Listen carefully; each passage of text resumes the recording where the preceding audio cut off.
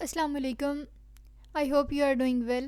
So today we are going to discuss that what is the new grading scheme for virtual university which is going to be applicable from fall 2022. So let's see कि हमने कौन से important points इसमें discuss करने हैं. सबसे पहले new assessment scheme basically है क्या, from where you can check your grading scheme. आपने चेक कहाँ से करनी है, what does the grading scheme mean, कि अब उसमें जो वेटेज है उसका ऐसा मीनिंग क्या है. Can you pass a subject without attempting mid terms, कि अगर किसी वजह से जो है वो मिड टर्म्स हम अटैम्प्ट नहीं करते तो क्या वो सब्जेक्ट पास हो सकता है, फिर भी बाकी चीज़ें मिला के, या नहीं हो सकता. After that passing criteria of a subject and how to avoid F and D grades. अब किसी सब्जेक्ट को पास करने के लिए क्या क्राइटेरिया है, और अगर इफ़ यू वांट कि एफ और डी ग्रेड्स जो हैं वो आपके किसी सब्जेक्ट में ना अपीयर हों तो उसके लिए क्या करना है. Is 2020 rule still applicable in view, तो जो 20% रूल था क्या वो अभी भी अप्लाई होता है वर्चुअल यूनिवर्सिटी की असेसमेंट स्कीम में या नहीं होता. And last but not the least that what is the difference between grading scheme and assessment scheme. So let's start the video. सबसे पहले तो बात करते हैं न्यू असेसमेंट स्कीम की. अब जो लाइक इस सेमेस्टर से ऑनवर्ड्स अब जो भी ग्रेडिंग स्कीम, जो भी हमारा रिज़ल्ट जो है वो फ़ाइनल किया जाएगा, वो किस बेसिस पे होगा कि उसमें जो आपके फ़ाइनल एग्ज़ाम्स होंगे वो 60% काउंट होंगे टोटल मार्क्स में, मिड टर्म्स जो हैं वो 20% काउंट होंगे, और फॉर्मेटिव असेसमेंट्स जो हैं वो 20% काउंट होंगी. अब फॉर्मेटिव असेसमेंट यहाँ पे क्या क्या इसमें आ जाता है, आपके क्विज़ेज़ आ जाते हैं जो ग्रेडेड क्विज़ेज़ हैं वो, उसके अलावा GDBs आ जाते हैं. ठीक है, वो हर सेमेस्टर में मैक्सिमम वैसे एक ही होता है, ज़्यादा अगर किसी सब्जेक्ट के हो तो दो हो जाते हैं, अदरवाइज़ एक ही GDB होता है. ठीक है, उसके अलावा असाइनमेंट्स इसमें आ जाती हैं. ठीक है, तो ये तो है इसकी लाइक अब से ऑनवर्ड से वो न्यू असेसमेंट स्कीम है. अब हमने इसको कैलकुलेट कैसे करना है या किस तरह से इसको मैनिपुलेट हमने करना है वो हम इसी वीडियो के सेंटर में जो है वो देखते हैं.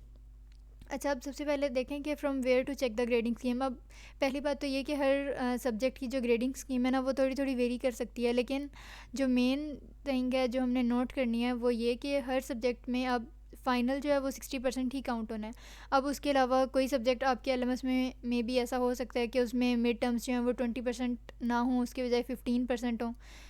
इसी तरह से कोई सब्जेक्ट्स ऐसे होते हैं जिनके GDBs होते ही नहीं हैं, तो वहाँ पे GDB की परसेंटेज और किसी चीज़ में मैनेज हो जाएगी इस तरह से. ठीक है, तो अब LMS पे आपने जाके क्या करना है कि हर सब्जेक्ट के टैब में जो पर्पल रिबन शो हो रहा होता है, जब वहाँ पे आप क्लिक करेंगे तो आपको ये इंडेक्स, लेसन, कोर्स इन्फॉर्मेशन, ये सारा टैब जो है नज़र आ जाएगा. इसमें जो लास्ट पे आपको नज़र आ रहा है असेसमेंट स्कीम, इस पर क्लिक करें तो ये आपको पूरा जो चार्ट है वो नज़र आ जाएगा. अब इसमें देखें कि ये जो 60 है ये 60% फाइनल्स हैं, फिर उसके बाद 20% मिड टर्म्स हैं, इसी तरह 5% के क्विजेज़ हैं, 10% असाइनमेंट्स एंड 5% ऑफ डिस्कशन, यानी कि GDBs जो आपके ग्रेडेड डिस्कशन बोर्ड्स हैं. ठीक है, अब ये देखें what does the grading scheme mean. अब यहाँ पे जो मैंने इस वक्त यहाँ पे पेस्ट किया हुआ है इमेज, ये बेसिकली प्रैक्टिकल का है. इसमें 60% फाइनल एग्ज़ाम्स का है, 15% इसमें जो है वो आपके पास क्विजेज़ हैं, और 25% असाइनमेंट्स. क्यों? क्योंकि जो आपके प्रैक्टिकल के, जो आपके लैब के क्रेडिट आवर्स होते हैं उसमें मिड टर्म्स तो आपके होने नहीं है प्रैक्टिकल के सब्जेक्ट है. ठीक है, और उसकी जो है वो उसके GDBs भी नहीं होते आमतौर पे. तो क्विजेज़, असाइनमेंट्स और फाइनल टर्म्स, ये 3 चीज़ें काउंट होती हैं. अब इसको आपने टोटल मार्क्स में कैसे कैलकुलेट करना है. फॉर एग्जांपल अगर आपके पास एक सब्जेक्ट है, उसमें देखें अब ये क्विजेज़ हैं 25, असाइनमेंट्स हैं सॉरी 25%. ठीक है, तो फॉर एग्जांपल आपकी पूरे सेमेस्टर में 2 असाइनमेंट्स होती हैं 20 मार्क्स की. ठीक है, और उसमें फॉर एग्जांपल आपके मार्क्स आ जाते हैं 30. तो आपने पहले 30 डिवाइडेड बाय 40 मल्टीप्लाई बाय 100, मतलब उसकी परसेंटेज असाइनमेंट्स की अलग से निकालनी है. अब वैसे एग्जांपल के तौर पे अगर फॉर एग्जांपल वो आपके पास 80% बन जाती है, अब उस 80% का आपके इस में पूरे रिज़ल्ट में कैसे काउंट होगा, आपने लिखना है 25% ऑफ 80%. अब 25% ऑफ 80% मैं किस तरह कह रही हूँ, जो 25% ये आपका असेसमेंट स्कीम के मुताबिक है, और 80% वो जो आपने असाइनमेंट्स में वाकई जो है वो गेन किया है. तो अब इसको कैलकुलेट कैसे करेंगे 25% ऑफ 80 को, कि आपने 25 डिवाइडेड बाय 100 मल्टीप्लाई बाय 80 करना है, तो वो जितने नंबर बनेंगे ना वो आपके टोटल 100 में काउंट होंगे. तो आप इस तरह समझें कि ये जो 100% है टोटल मिला के 60, 25 और 15 मिला के जो 100 बनता है, वो समझ लें कि 100 मार्क्स हैं.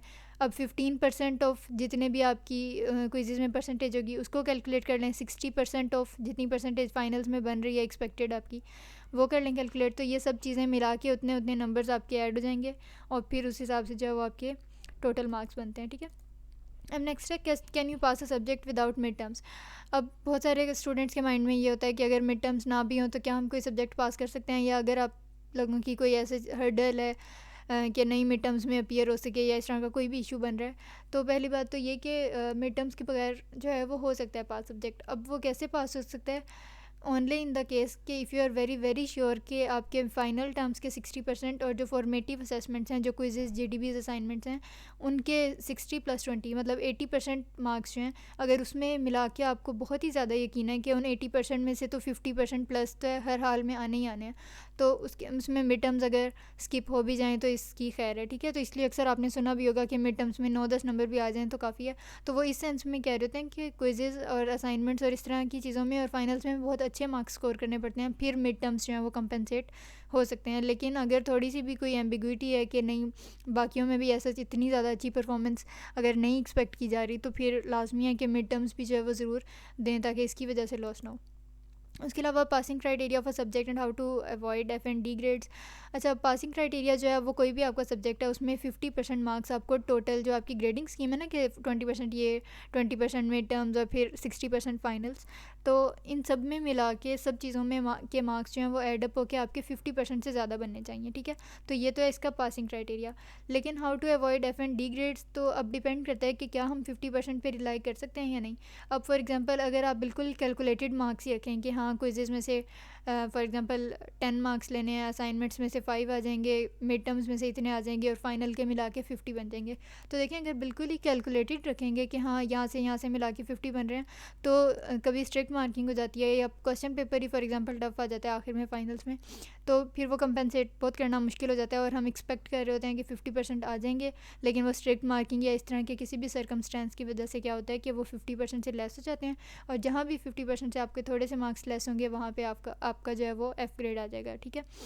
तो इसकी यही टिप है कि आपने ये नहीं रिलाई करना बिल्कुल कैलकुलेटेड मार्क्स रख के कि मैंने 50% ही स्कोर करने हैं, थोड़ा सा ज़्यादा का एम रखें और उसके लिए एफर्ट करें, तो फिर थोड़ा कम मतलब एक्सपेक्टेशन से थोड़े कम ही मार्क्स हमेशा आते हैं, तो फिर जो है वो F&D ग्रेड्स अवॉइड हो जाएंगे। अगर हम पूरे पूरे ही मार्क्स एक्सपेक्ट करेंगे कि हाँ इतने लेने हैं, तो वो उससे कम आने के चांसेस ज़्यादा होते हैं, ठीक है।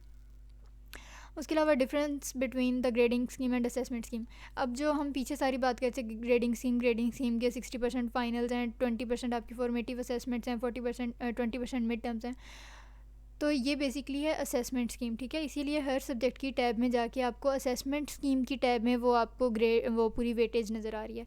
लेकिन हम यूनिवर्सिटी में स्टूडेंट्स और इंस्ट्रक्टर्स मतलब हम लूजली टर्म जो है ग्रेडिंग स्कीम वाला और असेसमेंट स्कीम वाला ये आपस में मिंगल कर देते हैं, कंफ्यूज कर देते हैं। असल में असेसमेंट स्कीम आपकी वो है जो आपको हर सब्जेक्ट की टैब में जाके मिलेगी।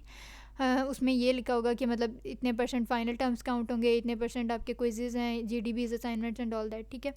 जो ग्रेडिंग स्कीम बेसिकली अगर LMS के टर्म्स में बात करें तो ग्रेडिंग स्कीम ये है जो आपको ग्रेड बुक से जाके मिलेगी। ग्रेड बुक में यहाँ पे जो ग्रेड बुक होती है हमारी, उसके अलावा यहाँ पे मिड टर्म का रिजल्ट शो होगा और ये ग्रेडिंग स्कीम।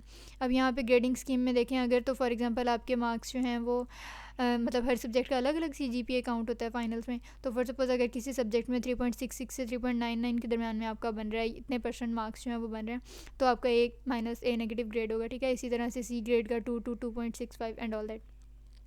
तो बेसिकली जो है ग्रेड्स के लिए ये ग्रेडिंग स्कीम है और असेस करने के लिए वो आपकी असेसमेंट स्कीम है जिसको हम अभी ग्रेडिंग स्कीम मेंशन कर रहे थे, ठीक है। तो ये इसमें जो है वो बेसिक डिफरेंस है।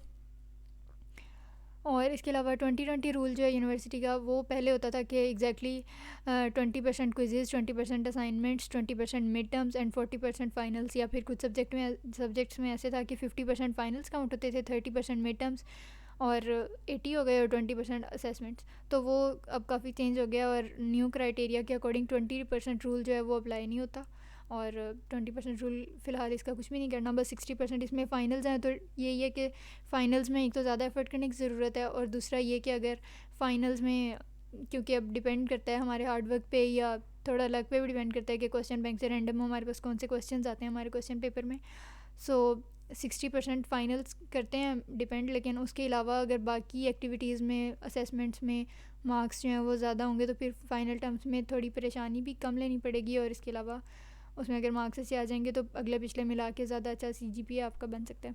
So that was all about the grading scheme and assessment scheme. I hope सारा क्लियर हो गया होगा। फिर भी अगर कोई कन्फ्यूजन हो तो you can drop a comment, and if you are new to my channel then don't forget to subscribe and hit the bell icon. Thank you.